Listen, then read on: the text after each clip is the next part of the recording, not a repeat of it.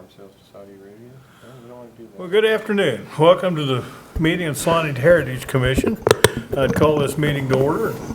Go to agenda item number 2, the approval of the minutes of the April 24 regular meeting. I don't think we can do that at the moment, sir. Okay. State your piece. State my piece. Well, I think do we need a quorum of 4 for that, John? You would, yes. Okay, well, can we postpone that? Maybe our fourth party will arrive? Yes, we can. Okay. Certainly. Okay, then we'll set that to the heel of the docket. Moving on to new business, the only thing I see is item 3.1, update of the local projects. In advance of that, I know later in your packet, we do have a public forum, and we do have a member of the public here today to address this, and we can move that up rather than make him sit through the entire meeting. So, If you have something to say, please take the podium. Continue with your meeting. Oh, that is the meeting. Yeah, sure. yeah, pretty Looks much. like it, yeah. We'll then go ahead and discuss the Okay. project. Okay, we'll go back to the item 3.1, John. Yes.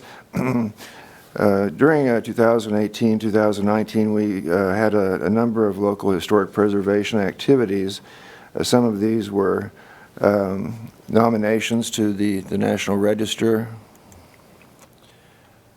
and some were actually moving buildings to other sites from historic districts, or in this case, a conservation property. This shows the C.J. Wilmarth House in its original setting back in earlier this year and in 2018. As you know, Blue Beacon assisted the Ashby House in relocating the structure down to the Ashby House site, and this is just a couple of photographs of the move. It took about an hour and a quarter. There was around 100 people watching that, and the basic moving cost for that was around $4,000. But that was for UNRU relocation and moving. They had to open an avenue that was at least 100 foot wide to get the house down there, and they chose the most direct route down Mulberry to 8th Street and then up, and they only had to relocate a couple of high tension lines to do that. But this shows the property there on July 16th as it sits, and this is just a number of photographs of that showing from the site. It's quite a deep lot house, and this shows it just above the elevation on the foundation, and thereafter settling in on the site.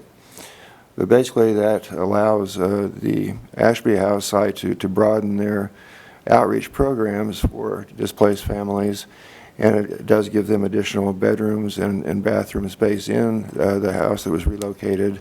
They will vacate the older house, which is the 150 South 8th Street, and use that for administrative functions and overflow. They do have a displaced women's site further up Walnut Street, as well as the Marianne Flats, which H.D. Lee built. They're using that for substance abuse families and individuals. So that was one function that we had this past year that culminated on July 16th. And just to report on some of our other projects, work is continuing on the old Missouri Pacific Depot by Ken Bieberly, architect, who's planning to move their offices to that. They've done the stonework, which involves some power washing, tuck pointing, in some case on the bases of that, some foundation and stone replacement where that was necessary. They have also replaced the roof on that, which was a shingle roof at one time, the asphalt shingles. Before that, it was likely either tile or wood shakes. But they replaced the roofing on that, as well as the cresting on the top of the building. It serves two purposes. It is also a pigeon deterrent, having the cresting on the top of the building. But the distinguishing features of the Romanesque style are these ocular windows, which are being retained. The original openings will remain the same. They will have window and door units that are similar to what it had originally. There will be access to the site from the north, from that street there. What you see is just a pad where they've reconstructed a brick sidewalk in front of the building, having landscape areas both on the east as well as the west. What they did reveal on taking off the hoods on these brackets is there is an elaborate wood scrollwork pattern on those, and those were preserved, and they've exposed those. They had been framed up and concealed from that point. But as you know, the BBLA Architects received a small cities grant from the Community Block Development Grant Program of the state of Kansas in the amount of $250,000 for properties that are in areas that are economically depressed or blighted. So that project is using a lion's share of that grant to go forward. And they have a timeline of getting that finished later in the fall of 2019. You looked at the H.D. Lee properties back in the latter part of 2018, and what that will be is the Lee Development Group from Kansas City is going to refurbish the north unit of the two buildings for 53 apartments. Also they would be some commercial space between them, and they will finish out the open common area that's between the two buildings. So the phase one is well underway as far as getting site work done. The platform will be reconfigured. There will be additional parking on the north part of this lot along what used to be some abandoned railroad tracks. So there will be that and entrances to the building. So we'll be watching that come aboard. Where that stands is the project itself is at the State Preservation Office and trying to acquire federal state tax credits before the rehabilitation process takes place. So they're in part one at this point. Other projects are the Norton Apartments are nearing completion. The reddish building, the Norton building itself, has four apartments per floor, so it does have 16 apartments total.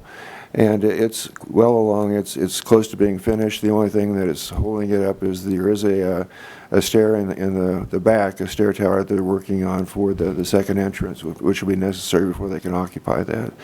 But Brian Richardson and Wayne May have been working on that. And also, this is about 50% done on the 11 and 15 East Iron building. That is going to be coming along at a later time, but both projects have qualified under the National Register for the state and federal tax credit systems, and when the units are complete, they'll apply to get the rehabilitation tax credits back, and that allows them to fund the properties where they have had upfront costs and reimburse them. We also have a project that you'll be seeing pretty soon down at the Fox Theater. They do have star bond issue funds to go ahead and do some exterior and interior work. This shows the Watson Room portion of the auditorium where the sidewalk on Santa Fe is above. The entrance to the theater is through this area here. And, excuse me, over here. And in the Watson Room, they are going to refurbish that and give it some more jazz as far as the layout, the light fixtures, the interior finishes, as well as creating a room over on across the entrance to the theater on 151 for a green room for artists where they can come in and relax both before and after performances. At other times, this will be open if there is an overflow from the Watson Room. That could be used as a waiting area as well.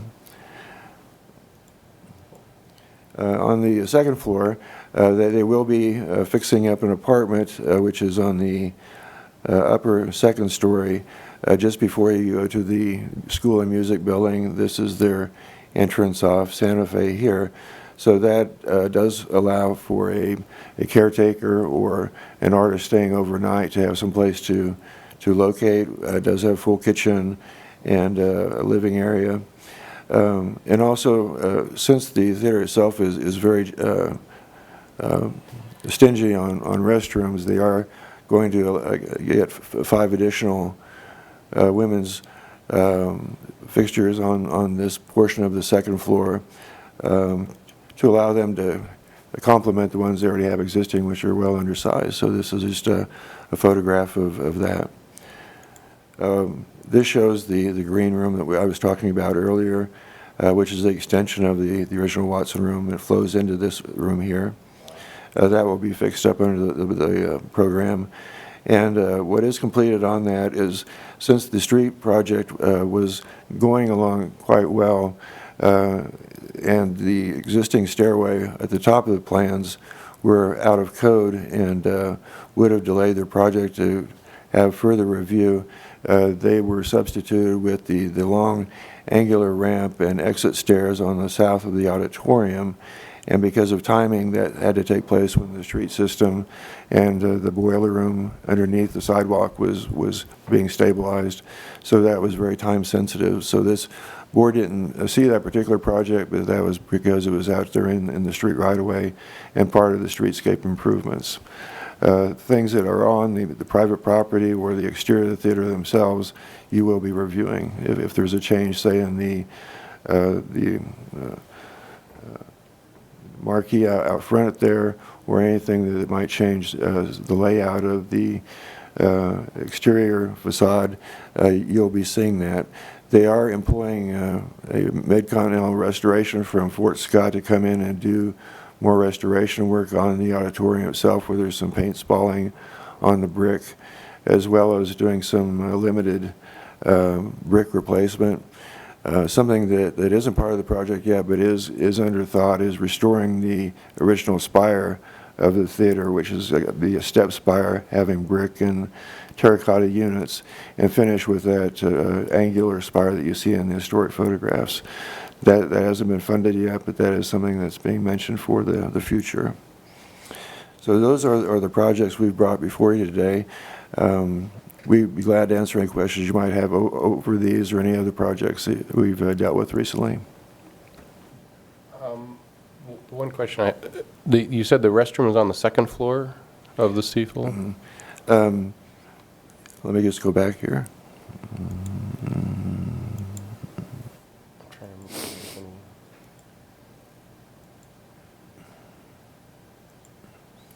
This is the main floor here, Right. the Watson room. It doesn't really show the lobby, which is over in this area, but on the second floor. Right. This is the offices that are above the Watson room itself, and the auditorium in relationship to them is this wall here. I'm trying to remember, are there any restrooms on the first floor of the?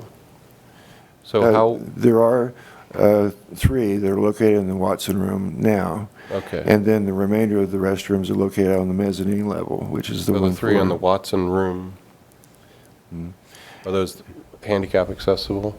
The ones in the Watson room are, but Okay. they're Because there's no elevator to the second floor. no. Okay. So those have been not sufficient in most cases, especially during breaks or intermissions in programs.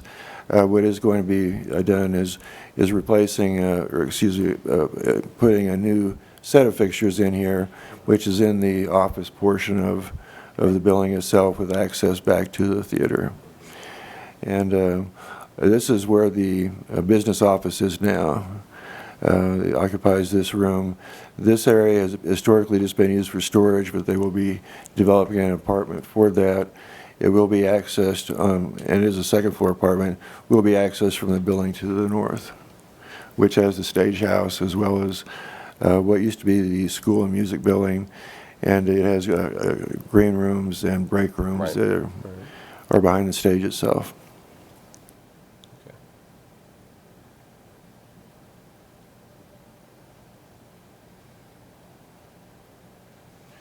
We did want to also update you on the State National Register progress for the St. John's Hospital building. That is why we've left you off with a timeline there.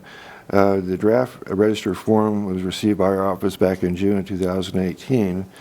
The Heritage Commission did recommend approval of a National Register nomination to the City Commission on July 18th, and the City Commission met after the Heritage Commission approved the nomination and forwarded that up to the SHPO on July 27th of 2018. The Historic Sites Board of Review reviewed that shortly thereafter, and that was on August 4th, and they did approve the property to be on the Register of Historic Kansas Places, which is the Kansas portion of the National Register. That is the local state designation that can make you eligible for 25% tax credits. The nomination was submitted afterwards to the National Park Service in August, and in September of 2018 they did get a nomination return form, which is a request for additional information from the National Park Service. They got a list of concerns from it. They had to go back and look at the building itself.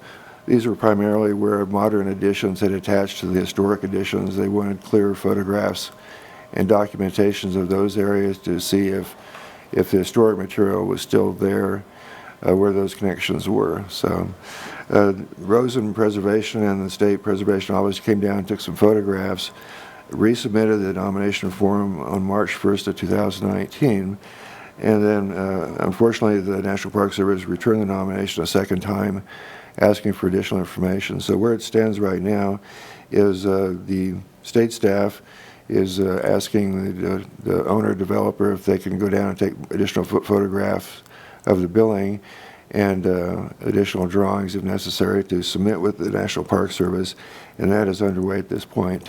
So that was happening back in June 3rd, and then the resubmission of the National Register nomination would occur after those issues are resolved and they provide that information to the National Park Service. So that is still pending at this point. Any questions? Any questions from the public? All right. So, Unless we have anything else, I think we're down to any other discussion items. Anybody wants to bring up?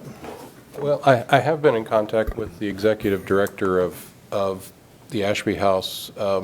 He was unaware of this commission's work in getting the house cleared to the idea of moving it to the current location. So I'm going to be following up with him next week to discuss how this all came to be. There was a changing of the guard recently when Brian Anderson, the longtime director, did retire. So it's understandable if the new director hadn't encountered that information yet, but they were pleased with that service. Is there any other unfinished or other business? The only thing we have is the minutes that are stand unapproved. Well, I think, do we have a public forum, or are you here to come and? I was waiting for him to make his report. Do you have anything you want to say? I do have information that that we've been working with in the last couple of weeks. This is the A.G. Anderson House at 516 South 8th Street. This is from a couple of years ago where it's quite overgrown, and I'll be pulling up these slides as I go along here. But more recently, the house itself is in need of repair. I'll go out with a wide shot here. The house itself has been vacant for several years, I think as many as 8 or 10 since the last owner, Raymond Herrick, left the property. The site did get overgrown. The maintenance on the structure was minimal when he did own the property, and upon moving it was vacant again, which did allow the elements and some of the more attractive vermin to distress the house. And at this point, we are working with a new owner. There was a Bob Carity from Brookville who owned this property recently, and he sold that to a Bob Mueller who's doing work in our downtown. And Bob's in a partnership with another partner on this particular property. He's had that for, I believe, 4 to 5 months. And the neighbors did contact me. I was in contact with Marilee Terrell is a longtime resident at 450 South 8th, and they were waiting and asking the city if the city could do things about the house. And what we have done is when houses get in this particular shape, they progress to our building official, who would determine whether the house is so far gone that it has to be demolished, or whether there is alternatives to that unfortunate demolition by neglect. And at this point, it doesn't meet the standards for a dangerous structure yet. The house itself is secured, and I'll see if I can go around here. So there are no obvious openings into the house. It's not unsafe as it is right now, but structurally it's uncertain. And this shows the rear of the house where items haven't been tended, and that was it was back in Friday of last week. We did have a member of our neighborhood services go out there, and he's been working with the owner over the last couple of weeks to get some care done on the site. And the owner of the property responded and cleaned up the site as far as the tall grass and weeds. If I can get another photograph here. As well as some soil that was dumped on the site.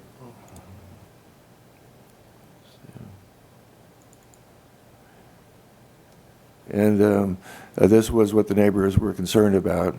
This was a lot of debris and soil. In some case, there's some brick and concrete pavers in there. Over the weekend, we did see that this had been flattened out and used to infill the driveway of the house itself. So this problem isn't here any longer. And in driving by there the past couple of days, we have verified that at least the side has been leveled, but it doesn't address the fact that the house itself is lacking care and is obviously an eyesore to the neighborhood, and the neighbors do have concerns for that. And what we are doing is working with our own public building official, who would issue the notices that usually get the response from property owners. This usually isn't something that the Heritage Mission would address individually, but we would provide the information as we get that on the progress, because we don't want to see this continue to drag down the neighborhood. So in this case, it is an element. It was a nice home back in the early part of the 2000 or in the later part of the 1990s. I did have the owner at that time coming into my office because he kept getting notices for maintenance concerns, and we did work with him, but he I get the property foreclosed on, and he lost that. So it's gotten itself into that state primarily because of those factors. And the reason we want to bring it before you today is mainly just to get it on your radar, and we will certainly keep you informed on anything that we see coming about that would show some direction on the house, or whether it might get into a dangerous structures list.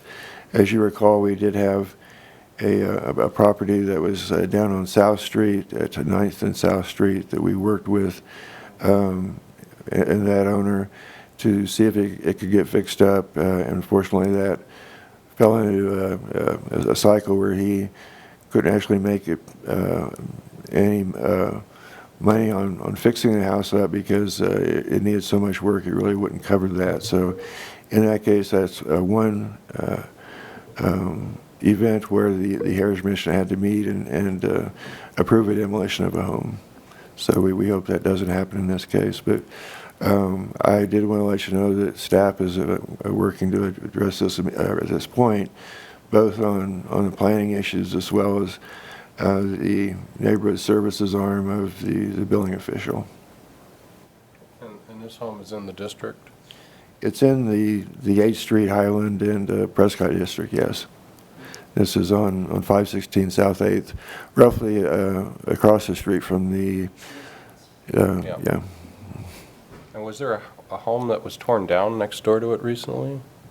No? No. It's just I'm trying to remember, it's a wider lot then.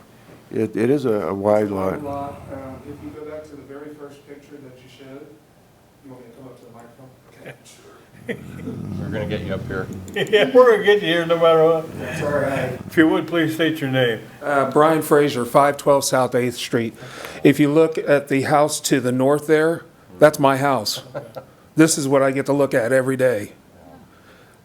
I've been in contact with the house I own for the last 30 years. My wife grew up there. We bought it from her folks. I've watched the deterioration of this house over the last 30 years. It's gone through 4 or 5 different owners, all of them with the expectation that they're going to buy it, throw a coat of paint on it, and it's going to be a great place. That's not the case. As far as dangerous structures, the front porch is about to fall off. Now, if the point of the owners is to let it get in such disrepair that it's going to be torn down, let's tear it down now. I mean, if that's what's going to happen, let's do it. There are animals that live in there. I know because my dog finds them at night when they come out of the house and we let him out at night. And he's watching them run across the power lines. So, yeah. If there's any kind of historical importance to the house, then have the owners fix it. If they're doing work here in the city of Salina, they must be contractors. They know how much things cost. They bought this. Let's fix it. Like I said, it's right across the street from the Morrison House, which we have folks coming in from all over the state, all over the country, everywhere else. They're walking out the front door. This is what they're looking at. Yeah, I'm familiar with the house. I helped roof a thing back in the 70s. And the debris that was shown in some of the other pictures was there for about a month and a half until finally one of the city gentlemen drove by and I said, hey, look at this crap. Can we get it cleaned up? Then they cleaned it up. They dumped, yeah, they used it for dumping. Okay. That's right. There was forms in the backyard that had been left back there for a couple months for pouring concrete forms. So, John? folks, John, you said this had been referred to the city for a dangerous structure no, it hasn't. analysis? Not at this point. It's No. actually been picked up by neighborhood services, because of the blighting issue and Right. the maintenance, as well as the getting tall weeds and grass Right. growing. It's a nice house. It could be. It could be a nice house. It needs some work, which is going to take money. Needs a lot of And work. you can let it sit here for the next 10 years, and it is going to get to the point to where it's not going to be habitable for anyone. Or they can fix it. But do I have to live with this for the next 10 years?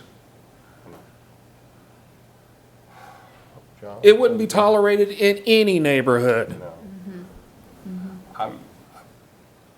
Unfortunately, I'm not sure how much authority we have at this point. I'm not sure how much the city has authority at this point. I mean, Yeah. now, you as an individual have a lot of legal recourse, but that's not anything we can help you with. The city Yeah. doesn't have anything they can do about people having property like this sitting around town. Is that what you're telling me? So- We've had this issue with several other properties. I had a house on my I've got 2 of them block in behind me Highland. too, on 9th Street that are Yeah. in just as bad a condition. So, If but they're what, used as rental property or commercial property, there's certain standards, but the city itself, I don't think has John, can you help? I don't think we have anything in the code that's, so with this being in a historical area, this is the way it gets to sit for the next how Well, long? that's always been an issue and one of the problems, the holes in our legislative structure, because people have property rights. They're entitled to their property. I understand they have property rights, but then But that's what like, I'm saying. Like I We said- may not be able to do anything about it, but it doesn't mean you can't do anything. You about might it. be able to start a civil suit. Unfortunately, that might be the only way to get this started. Wow. Other cities have stronger codes that allow for enforcement, but unfortunately, the city of Salina doesn't. okay. But we do basically have nuisance codes where Yeah. we can cite someone who's not caring for their yard, letting weeds grow tall, or keeping trash on the site. And generally, if they don't respond to that, they can be taken to court and made to rectify that. Well, Maybe you and your neighbors might. this is a form home for form the pigeons, the raccoons, and the possums. I would. You got sympathy here. Yeah. The point No, is. I'm I not would looking love for to see the sympathy, house I'm looking restored. for a result. Yeah, well, the problem is we don't have any authority. Okay, so like I said, the city of Salina has no authority Well- over homeowners leaving properties like this, is what you folks are telling me. It does progress to the building official. He would be the one. I'm sorry, who? The building official for the city. He manages the minimum housing code and the instruments they can use for neighborhood services to put people on notice. Sean and- Pelcher, right? Yes. Okay. Yeah. Yeah. And if it came before us again as a dangerous structure that needed to be torn down, because it's in the district, we would have to approve or disapprove of that, because we have jurisdiction over the district. But we can't say do this or that. Or you'll be fined? No. Okay. No, if they were to do something, I don't even think we have what authority do we have if they were to do something that was out of the code, if they restored it and gave it a completely, They wouldn't be able to get a permit to do it. no. No, I know they wouldn't. Yeah. But that's what we have the authority over, don't believe it's unfortunately. You have our designated sympathy. non-contributing. I don't know anybody in town that specifies in that law, but, area of the law, but I think if maybe you and your neighbors need to come together and try to, you may have to bring a suit against the owners to do something with it. Okay. And you would But have, like I said, these are owners that are doing work yeah. that you folks are approving in the city of Salina, right? Yeah. Well, You said they're not doing necessarily work this- downtown. Yeah. Yeah. Okay. Not necessarily in front of this commission. No, I'm not saying this commission, I'm saying the city has approved the folks that own this property to do work in the city of Salina. Thank you. Thank you. Sorry. Anything else, John? Well, that does conclude what we brought for you today, and we'll go ahead and plan for our October meeting. I did want to alert the board that we do have an application in for a certificate of appropriateness that Brad Anderson, our Arts and Humanities Director, is refurbishing the rear of his house at 636 East Iron. And the timing was such that we couldn't get into this meeting and get notice out, but we will be planning on a meeting within the next 2 to 3 weeks and invite you to come to a certificate of appropriateness committee meeting, which is a sub-meeting of this board. So when we get that timing set, we'll contact you. But Thank you. One last pass among, you have anything? Nope. David? No, should we welcome our new student liaison? Our young man, you have anything you want to say? Okay, well, welcome aboard. Welcome aboard. We are adjourned. We'll get to look up minutes again next time. Yeah. I sympathize when I lived up